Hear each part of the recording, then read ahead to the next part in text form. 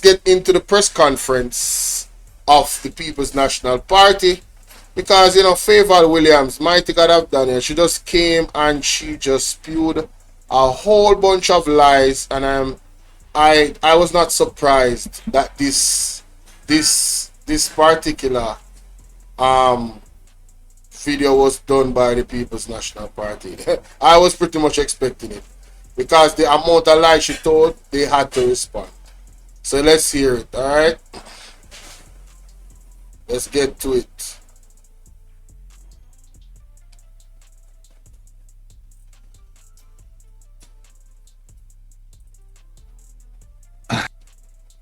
First up will be the persons who are watching online.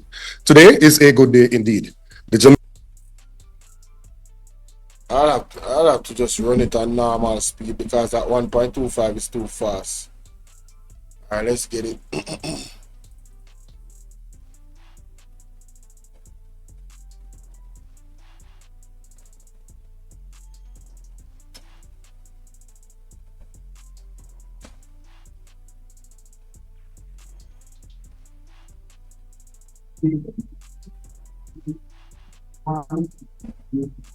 Good morning, ladies and gentlemen. Welcome to the post-budget press conference of the People's National Party. Welcome to members of the media, those who are present here with us in person and those who are online, and to also other persons who are watching online. Today is a good day indeed. The Jamaican people have been suffering for a prolonged period of time, and there are a set of proposals that have been put forward to lessen the burden on the people of this country. And whereas some are opposed to those proposals because they did not conceptualize them, we have a competent team here today that will go through the proposals, cost them, and show you how they will be funded so we can ease the burden on the Jamaican people. First up will be the leader of the party and the next Prime Minister of Jamaica, Mark Golding. Please make him welcome. Thank you very much, Dr. Campbell. Greetings to everybody who is here, all members of the media, those who are watching online. It's indeed a pleasure to be with you today. So, in the just concluded budget debate, the opposition, People's National Party, through our spokesperson for finance, Julian Robinson, and myself, put forward our vision for the first term of office of the next PNP government. We took the opportunity to lay out some of our proposals as to how to make Jamaica a better place for all, to encourage economic growth, moving from the stagnation, which has been a feature of this government's management of the economy, moving to higher levels of growth that can create more wealth for our people, can create more fiscal space for social investments and for infrastructure investments and so on. In the closing of the budget debate, the Minister of Finance attempted some political gimmickry to portray the proposals that we've made as being somehow not lacking credibility or being irresponsible and so on. Nothing could be further from the truth. We have gone through our proposals with care and attention and diligence.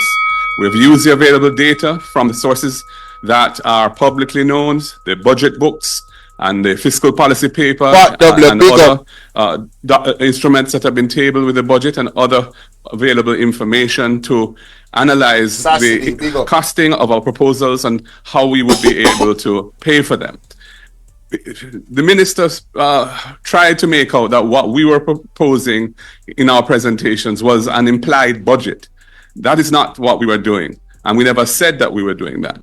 We were putting forward our policy commitments for the first term, and the term of office is up to 5 years while we are in government. Clearly, the phasing of our proposals will take into account the fiscal rules, the priorities that we have, and the situations that unfold and affect the economy going forward. I reiterate that we are very committed to fiscally prudent management of the economy. Indeed, the fiscal rules that have guided the debt reduction over the last over 10 years are a result of the work that we did when we were last in government and were legislated by us during that time. And those rules have guided the entire process of budgeting over the period since, and the surpluses that needed to be driven so that we could bring down the national debt to where it is now at a roughly 69% of GDP. But everyone, I think, accepts that having managed to grapple with the debt monster and tame it and bring it under control, we need to now pivot. We need to now move forward in a new way so that we can start to take the economy in a direction that can deliver for the Jamaican people and provide solutions to the deep problems that we face. And that is what our program is designed to do. So the question is, how is it to be funded? As you will see in the course of this press conference, we have come up with a series of ideas, some of which would be paid for out of the budget in each year going forward, some of which would be paid for by the agencies which have the responsibility for those particular items. And the totality of the budget cost of our proposals based on our estimates is $23 billion annually. And that would be assuming that everything was rolled out from day one. And that does not include the 11.4 billion, which the law has as ending, the extraction of 11.4 billion from NHT, which the law has ending at the end of this coming fiscal year. So the year ending March 2026 is by law currently the last year that these extraction of resources, annual extraction of resources from NHT is allowed and authorized. So we have assumed that that will not be extended. No, ladies and gentlemen, that is very important. And we have to keep a note of that. The money, the 11.4 billion from the NHT that the government has taken, which the same Prime Minister of today said that he would not take in an interview years ago with Dean Jackson Miller. Its legalities will expire this budget, this year. So after this year, legally, the government cannot take the $11.4 billion from NHT. However, I think Mark Golden had said that, you know, he's not sure the position of the JLP if they want to extend the law for it to continue. But under the PMP, it will not continue when they make government. Very important to know. Let's continue. See? And in any event, we do not intend to extend it. The government hasn't said what their position on that is. But the society as a whole, I believe, is not in favor of any further extraction of resources from the NHT to fund. And I want to ask the people, are you guys comfortable with Andrew Ones extracting the $11.4 billion from the NHT, or do you want the NHT money to do what it was supposed to do, which is help us to that pay our taxes, NHT, NIS, whatever we pay, TR and everything, so that we can access loans, right, that we are qualified for, so we can build our own homes? Are you guys, what do you guys want? Let me know in the chat. Let me know. Let me know in the comment section. Let me know. On the budget. So we will be putting an end to that. So how will we pay for the $23 billion of expenditure that our programs aggregate to, and stopping the annual extraction of 11.4 billion from the NHT? First of all, as I've said, we have to comply with the fiscal rules, and the phasing and timing of the implementation of our proposals will be subject to compliance with those things.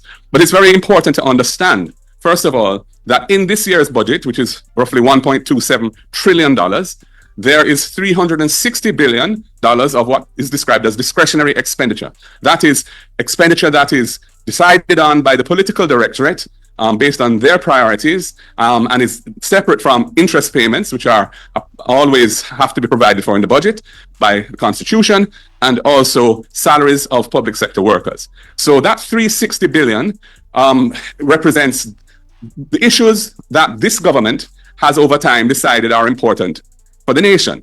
Now, nobody would expect an incoming government of the PNP, having been voted in on a mandate to deliver the change that we are bringing to the society, to just follow the priorities of the government that would have been voted out to give us, to put us into office. So clearly, that 360 billion will be reconfigured, and we will go through it very carefully, line by line, to decide what programs we will keep, what programs we will scale down, what programs we might discontinue altogether, what programs we might defer, so as to create room for the 23 billion that we want to roll out of that $360 billion.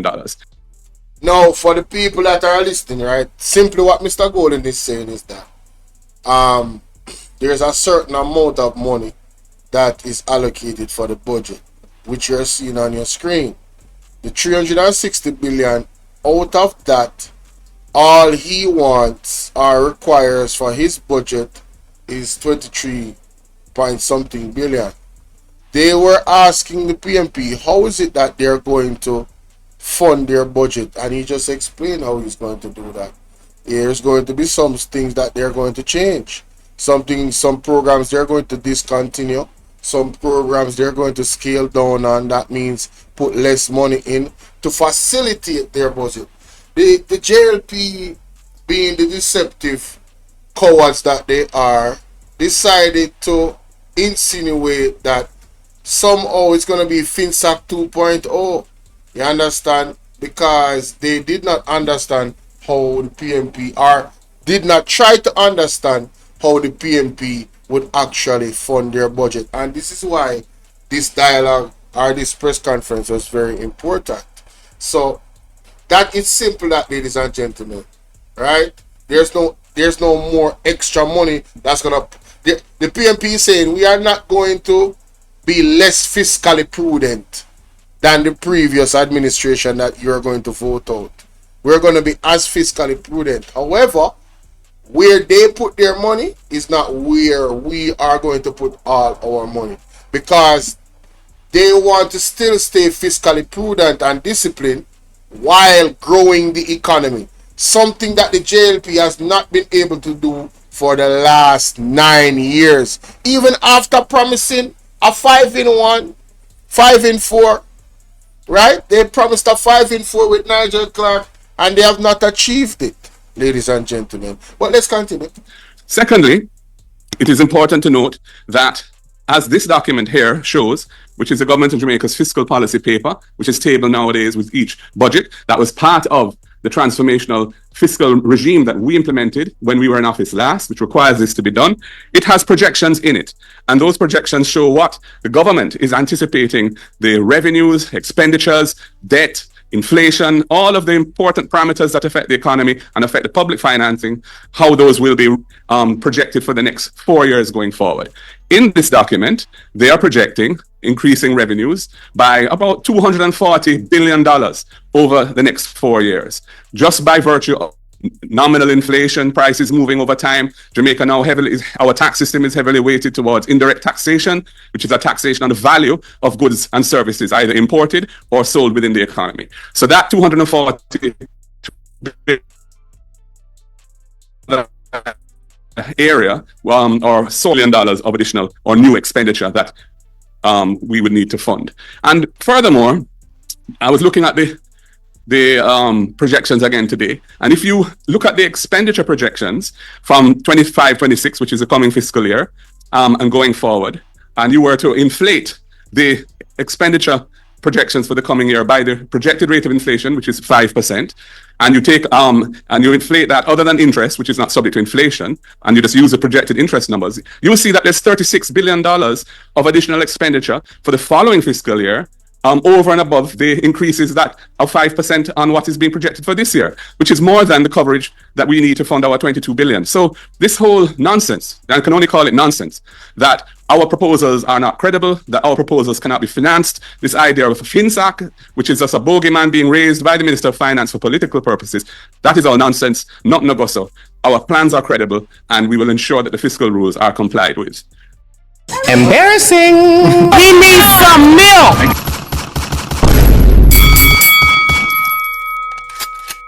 Well. I hope that we have gained a better understanding from the next Prime Minister of Jamaica, Mark Golding, that, you know, Fayval Williams and the Jamaica Labour Party is political gimmickry. They understand that the People's National Party's plans are solid, that they have. They just wish that they were the ones that said it first. And because they were not able to steal the idea, because the PNP were so strategic by not putting out their plans early, it burned them. So I'm going to now go through the specific measures that we have outlined in our budget presentation and how we have costed them. I will take some of those. I will ask Damien Crawford, our Shadow Minister for Education. All right, so that was the intro, ladies and gentlemen. That was the intro, because you don't want to load up the people them too much